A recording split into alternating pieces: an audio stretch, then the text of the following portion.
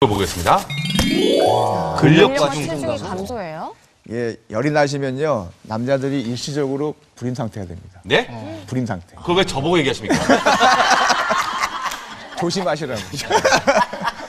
사실은 우리가 이제 재미있게도 난소는 몸 안에 들어있고 정소는 바깥에 나와 있지 않습니까? 사실은 그러니까 체온의 이런 것들 때문에 이 바깥에 나와 있다 그런 재밌는 얘기도 있는데 실제로 열이 많이 나게 되면 그걸 해결하기 위해서 에너지 소모가 많아지는 거죠. 그러니까 이제 심지어로 탈수가 되시고 탈진이 되다 보니까 영양소를 충분히 섭취하지 않게 되면은 평상시보다 거의 20% 이상 에너지를 소모하게 됩니다. 그러니까 힘이 빠지고 체중도 줄게 되는 것이고. 근력과 체중 감소가 된다는 게 왜 열 많이 나서 아프고 나면 좀 그렇죠. 헬스케지잖아요. 네. 그래서 그런 그렇죠. 거죠. 몸이 축났다고 말씀하시는 부분들이신 거죠. 네. 열이 너무 심할 경우 우리 이제 김한태 아나운서께서 애가 있다고 말씀하셨는데 결국 가장 위험한 거는 애가 열이 너무 심하게 나서 뭐죠? 그게 뭐예요? 뭐야 이게 뭐야? 뭐 힌트를 주던가 힌트 좀 뭐, 주시면. 이게 힌트인데 이게 아니 행동 힌트가 좀 너무 EV라고요. 머리카락이 빠진다고요? 머리가 안 아닐 거 좋아져요? 아니에요. 경기. 경기까지. 그러니까 이제 결국은 너무 힘들다 보면은 애들이 경기하고 아주 위험해질 수 있는 그런 상황까지 이제 진행될 수 있기 때문에 그런 측면에서는 아주 나쁜 얼굴이 되는 것이죠. 그렇군요. 다음 보겠습니다. 심장과 폐의 부담이 증가한대요. 근데 이제 열이 나게 되면 이제 인체 에너지 대사가 굉장히 활발해지게 됩니다.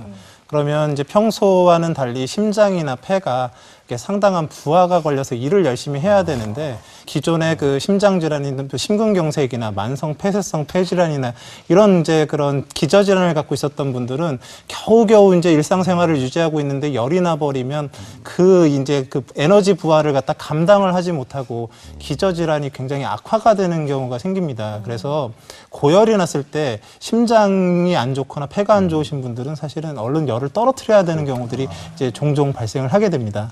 그럼 심장이나 폐 말고 다른 장기 쪽에 좀 영향을 미치는 건 없나요?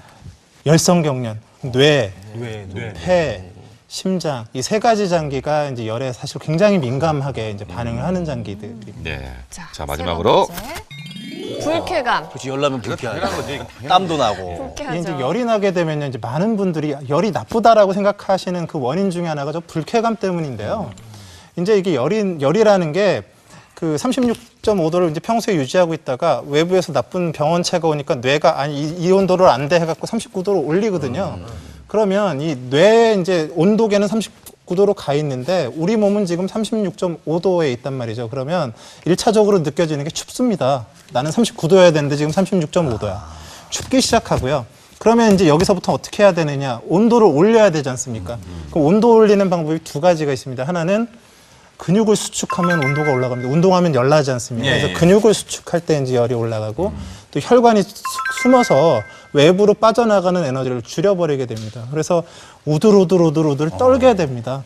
그래서 한기가 느껴지고 우들우들 이렇게 근육이 수축하니까 떨고 거기다가 이제 염증 인자가 이렇게 밖으로 나오게 되면 머리 아프고 온몸 쑤시고 그냥 전신이 막 이렇게 노근해지거든요.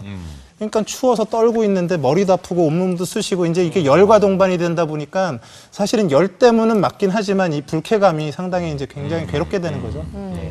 한의학에서도 열을 이렇게 두 가지 측면으로 나눠서 보는